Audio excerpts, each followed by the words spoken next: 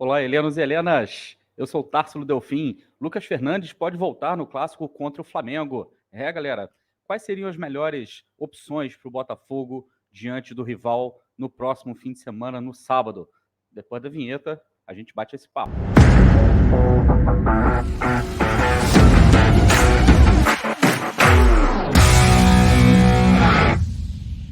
One aim, one action, one chance, one expert. Esse vídeo é um oferecimento da 1xBet, a maior casa de apostas do Brasil. Você pode encontrar o link aí na descrição desse vídeo para você começar a apostar na 1xBet. Você faz aí o seu cadastro na 1xBet, coloca o cupom promocional da Rádio Botafogo e nas suas primeiras apostas, né, a 1xBet vai dobrar tudo aquilo que você colocar. Se você colocar 50, a 1xBet coloca mais 50 e você começa a brincar com 100. Se colocar 100, eles colocam mais 100 também. Ou seja, até R$ 1.200 a 1xBet está dobrando tudo que você depositar para você começar a apostar. Mas você precisa colocar o código promocional da Rádio Botafogo. Beleza, galera? E também não deixe de deixar o like aí, também não deixe de deixar, é ótimo, adoro falar essas coisas assim. Deixe o seu like aí embaixo, né? Porque isso ajuda demais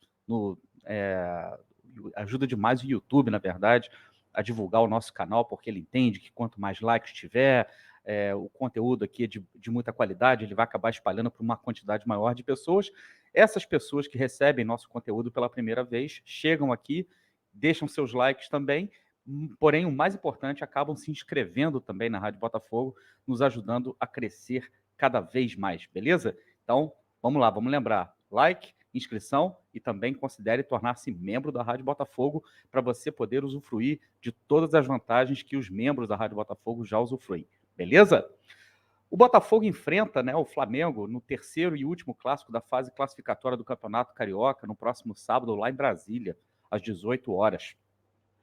E o que a gente pode, né, já começar a pensar para esse jogo? Vamos lembrar aqui que o Botafogo, durante esse período de carnaval, treinou no sábado, né, na parte da manhã, se eu não me engano, e depois a comissão técnica do Botafogo deu folga, né, para os jogadores no domingo, né, e na segunda-feira para curtirem aí alguns dias de descanso, alguns dias de carnaval também, que ninguém é de ferro, e não tem nada de errado com isso. O Luiz Castro, inclusive, estava lá na Sapucaí curtindo o desfile da Série Ouro, e o Segovia também, né, até colocaram fotos na internet curtindo o carnaval. Eu não vejo isso com nenhum problema. O jogador precisa também um pouco esparecer, precisa um pouco, né, se divertir, se distrair. O Carnaval do Rio de Janeiro, a gente sabe, é o maior carnaval do planeta, né, cara? Dos desfiles das escolas de samba do Rio de Janeiro são eventos imperdíveis. E, inclusive, eu vou estar lá na Avenida hoje para conferir o primeiro dia de desfiles e amanhã vou estar lá junto da minha Portela, graças a Deus, e se Deus quiser, torcendo aí para um resultado maravilhoso. Mas vamos lá, vamos voltar para o futebol. O Botafogo retoma as atividades na terça-feira, retoma os treinos na terça-feira. E uma coisa que eu tô curioso aqui para saber é que time que o Luiz Castro vai mandar a campo contra o Flamengo, né? Porque esse jogo tem várias nuances, né? Primeiro, começando pelo adversário. O Flamengo viaja hoje para enfrentar o seu rival na Recopa, né? O Independiente Del Valle, que foi o campeão da Sul-Americana, vencendo o São Paulo. E o Flamengo, viajando hoje, joga na terça-feira à noite, né, contra o Independiente Del Valle, deve retornar ao Rio na quarta-feira, então perde mais um dia de treino, e teria, na verdade, quinta e sextas, né? Quinta e sexta-feira para se preparar para o jogo contra o Botafogo. O Flamengo que já mandou a campo um time bem alternativo, um time bem misto contra o Resende na vitória sobre o Resende. E é muito possível, muito provável que o Flamengo também não venha com força máxima contra o Botafogo, porque o jogo de volta da Recopa, aqui no Rio de Janeiro, é na próxima semana, na outra semana, né, depois do Carnaval, também na terça-feira. Então, o jogo sendo no sábado, lá em Brasília, no Mané Garrincha, daria ao Flamengo domingo, né, como descanso, a segunda-feira para se preparar e terça-feira para fazer o seu jogo. Então, é muito improvável que o Flamengo venha com força máxima na partida contra o Botafogo. Do nosso lado, a gente também está cheio de desfalques, né? A começar pela nossa defesa, que foi completamente mutilada no jogo contra o Vasco, na derrota de 2-0 contra o Vasco. A gente perdeu o Rafael, Então, eu acho que não tem muito o que inventar do lado direito. A gente deve ter o retorno do Daniel Borges. A gente teve, né, a expulsão do Adrielson e a automática suspensão dele, né? E também perdemos o Felipe Sampaio, que graças a Deus está bem, saiu do hospital depois de ter dado um susto gigantesco em todos nós que estávamos lá no Maracanã acompanhando o jogo aquele dia. Mas graças a Deus, depois de ter passado por uma bateria gigantesca de exames, não ficou nada constatado, né? Desculpa aqui o erro, mas não ficou nada constatado, nada de grave, né? Constatado. O jogador vai ainda ficar sobre um período sob observação e já está descartado para o jogo de sábado que vem. Com isso, é muito provável que a gente tenha a entrada do capitão, né? Do El Capitão Carli, formando a dupla de zaga com o nosso querido Vitor Cuesta, uma zaga que, eu vou ser muito sincero a vocês, me agrada, mas me agrada demais, demais. Né? Não fosse a idade avançada do Carli e o fato dele tá perdendo velocidade, né? Eu diria para vocês que seria uma das zagas mais imponentes do futebol sul-americano, porque eu acho que os dois jogadores têm muita autoridade e eu acho, inclusive, que eles se completam muito bem. Mas isso traz algumas implicações para o Botafogo, justamente pelo fato do Carli não ser mais assim um zagueiro que tenha uma capacidade de recompor muito rápido. E por causa disso, é muito provável que o Luiz Castro opte por um jogo onde o Botafogo, mesmo com o time alternativo do Flamengo, não saia muito para marcar o Flamengo muito em cima, para não deixar muito espaço nas costas do Carli, até porque os jogadores reserva do Flamengo que jogaram contra o Rezende, né, não são ruins, são jogadores rápidos, e a gente já teve uma dificuldade muito grande jogando contra jogadores do Vasco, na verdade, oriundos do Sub-20 também, que nos causou muitos problemas. Né? Nesse caso, a gente, mesmo estando com -1 e depois com -2, né, a gente viu que os jogadores de meio de campo do Vasco, muito jovens, porém muito rápidos, nos causou alguns problemas. Então, eu acho que o Botafogo pode vir a mudar um pouco a sua postura diante do Flamengo. O que eu quero dizer é o seguinte: ao invés de fazer aquela marcação-pressão que o Botafogo está fazendo, aquela marcação pós-perda com blocos altos, é possível que o Botafogo faça um bloco médio. Bloco baixo não acredito, mas um bloco médio eu acredito. Né? E isso significa também que a gente possa ter algumas mudanças no meio de campo. Uma coisa é certa, Patrick de Paula retornando, né, a equipe, depois de estar suspenso e não poder ter enfrentado o Vasco, né, pode ser que o Botafogo entre com o Patrick de Paula logo no começo. Ele está ali brigando pela mesma posição que o Marlon Freitas. No meu entendimento, os dois jogam mais ou menos na mesma faixa. E para esse jogo contra o Flamengo, eu acho que o Luiz Castro deve optar pelo Patrick de Paula. O interessante a gente ficar ligado, a gente perceber, é que o Lucas Fernandes era esperado que ele fosse ganhar alguns minutos de jogo contra o Vasco, mas pelas circunstâncias, né, acabou que ele não foi utilizado, o que é muito compreensível. Mas eu estou achando que o Lucas Fernandes vai ter a chance de entrar no decorrer da partida contra o Flamengo. E aí fica aquela dúvida, né? Porque o Lucas Fernandes, ele tanto pode fazer aquela função mais de segundo volante que o Patrick de Paula e o próprio Marlon Freitas fazem, e também pode fazer aquela mesma função que o Eduardo faz e que o Gabriel Pires vem fazendo. Eu não acho que o Luiz Castro vá barrar o Gabriel Pires para começar logo de cara com o Lucas Fernandes. Não. Para mim, o Lucas Fernandes é o jogador que vai entrar no decorrer da partida.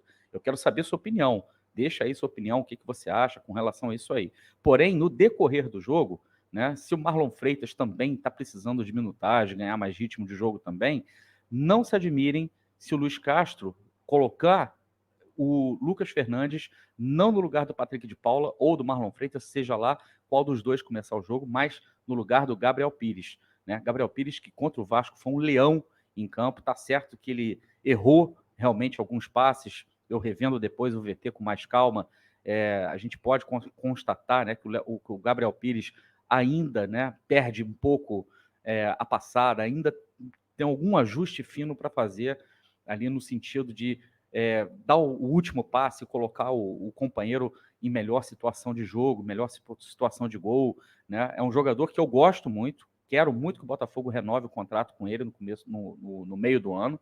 Acho que é um jogador que vai agregar demais no nosso elenco, principalmente para uma equipe que vai disputar 3 campeonatos durante o ano, com a possibilidade grande, né, de ir bem longe, e pelo menos 2 deles, como a Sul-Americana e a Copa do Brasil, né, para a gente não passar sustos no Campeonato Brasileiro, é extremamente necessário que a gente tenha elenco. E eu não posso pensar aqui em abrir mão de jogadores tão importantes para o elenco neste momento, como é o caso do Gabriel Pires, que vem ocupando um espaço extremamente importante. Esse espaço que foi deixado, né, pelo Eduardo depois que ele se machucou, e a gente só deve ter o Eduardo lá para o final de abril. Então é importante a gente ter todos os jogadores de meio de campo do Botafogo com minutagens, né, e com ritmo de jogo também, que é extremamente importante. Vou só fazer um comentário aqui rapidinho, porque eu estava assistindo o jogo do Manchester United hoje de manhã, né, na vitória de 3-0 contra o Leicester, e é interessante a gente observar que aquilo que o Luiz Castro fala sobre tendência do futebol mundial que a gente viu na Copa do Mundo, como a coisa está se replicando, por exemplo, no mundo inteiro e principalmente lá na Premier League, onde você olha as principais tendências do futebol acontecendo lá primeiro, porque, sem dúvida, é o campeonato mais competitivo do mundo hoje. O Ten Hag colocou o Bruno Fernandes de ponta direita, ele já tinha feito isso contra o Barcelona no meio de semana pelo jogo, pela Supercopa, né?